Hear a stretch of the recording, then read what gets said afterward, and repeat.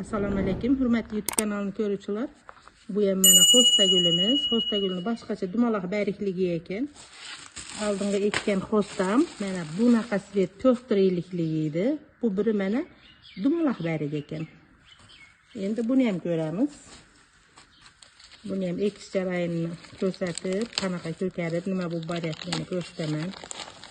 Buni o'zimizdan olganman. Menda bunaqa svet sort xo'stam yo'q edi. Shunga mana buni oddiy yerga ekib qo'yishgan ekan. Buni endi o'zimizni har doim bundaq gashokka ekib sayalatib ko'paytirib olaman.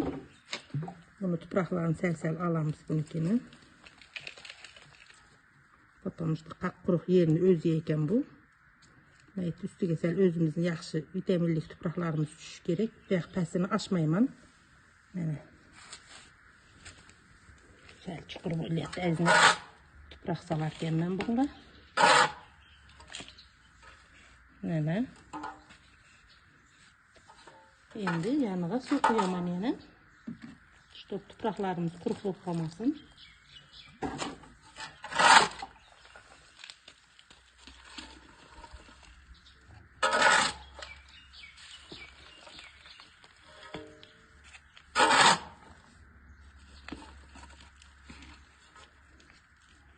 Bu ham hosta yonidan iltizatib ko'payadigan gul.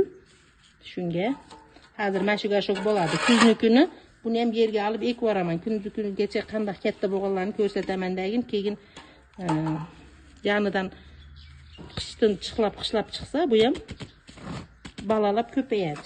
Buni ham ko'rsatib boraman. Mana ustiga yana to'ldirib suv quyib qo'yamiz. Tuproqlarini namlab. Suvim har doim undaq magniy, kaliy, mana kimda nima bor? Gumat, kaliya. Mana shuni suvga bilasizlar 10 litrga 2 ta kalpachogini aralashtirib quyib qo'yapman. Mana shu suv, nega desanglar, ildizlari otib, baqvat bo'lib ketishiga mana shunimiz juda ham yaxshi yordam beradi. Shuning uchun men mana shunaqa suv qo'yaman. Hammaga xayrli kun tilayman. Keyingi videoda uchrashguncha sog' omon bo'linglar.